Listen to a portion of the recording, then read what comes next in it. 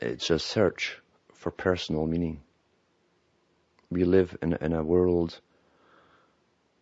where you can be surrounded with people, have a whole nation of people, a whole world of people, and still be isolated within yourself. People have personas they project as they go around and talk to people. The persona you project is never the same as as it's perceived by others. But that doesn't matter. You need this idea of this is who you seem to be to them. This is how they will see you. And you try and act and live up to that. Yet no one has gone through life, except maybe the occasional psychopath, who hasn't reflected on themselves personally when things seem to go wrong.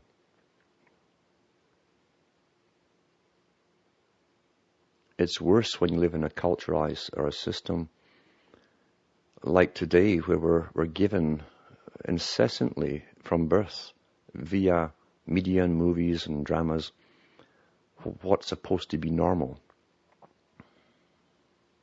Even when they change the normal and we go along with it, it's bizarre because there's nothing normal about it. You're set an ideal life, an ideal standard of how things are supposed to be. And they're simply not like that. There's a long-running series a while back, a sitcom, which all took place in a bar. And people watched that devotedly. I don't know how long it ran, maybe a couple of years, maybe longer. And every character in the bar was a character, an independent character. A script writer had written a composite for an individual, and so everyone had their character and personality.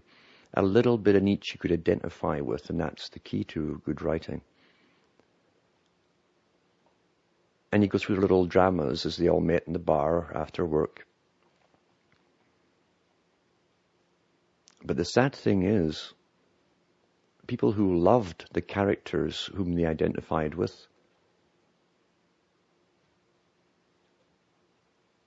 didn't have any of that in their own life, their private life. That's why these comedies and dramas are so popular. They set an ideal where you think you belong, where you'd love to belong in a sense, in a fictionalized world of how it should be and how people really care about each other. And you can't find it in your own life. Because in your own life, everybody is just as worried as you are about today and tomorrow, and sometimes yesterday. Regret for the past, fear of the future. And so you're being crucified today. That's the symbology of it, always was.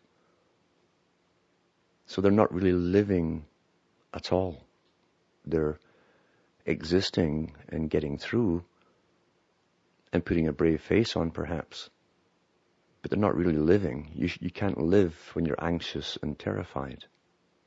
And this world and this system certainly keeps that going. Where the cost of anything can shoot up tomorrow and it's out of your hands, and that makes us all obey and jump and pay attention, and that's how it's set up. And the only escape for many, many people is through fiction, where they see the ideal settings. But it's a fiction which never existed. I don't know if anyone out there ever read T.S. Eliot's The Cocktail Party, because there's a character in there called Celia, who's gone through all these disillusioned love affairs. And she goes to see a psychiatrist to try and get some help. And she started her interview with the psychiatrist. And I think she said, I should really like to think there's something wrong with me. Because if there isn't, then there's something wrong with the world.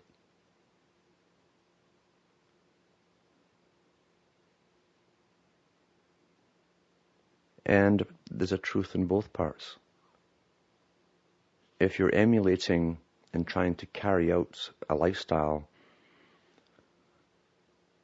where you've accepted the fake norm that's projected to you, this ideal standard that you're even bombarded with all the advertising telling you how you should look, how much you should weigh, what's going to make you happy, with the youthful vigor. It's all youthful, youthful, youthful. And the kind of house you're supposed to have, and the kind of car, and everything, as I say, is always happy, happy, happy. If you follow that and really start to, or even let it get to you, then you will break down ultimately, because it's nothing like reality. It's complete fake. It's projection.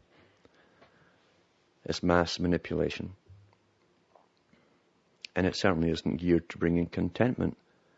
If people in this system ever reach any level of contentment and stop buying anything, you wouldn't need to buy anything.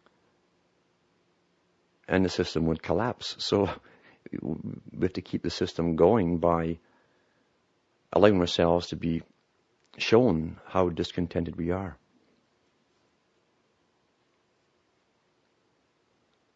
Produce and consume. That's the definition of a good citizen by the United Nations standards. A good producer-consumer. So getting back to Celia, as I say, she's been right on both counts. The world, as she's been taught, is supposed to be as a fiction.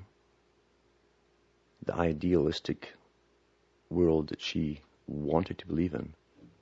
But because she wanted to believe in it, she expected it and the things of that world in her own personal life. So she was quite correct in concluding there was something wrong with the world, but more so, there was something wrong with her perception of the world. And if she started from there and started to figure out why she had been perceiving it that way, she would have come to many more answers in her own life.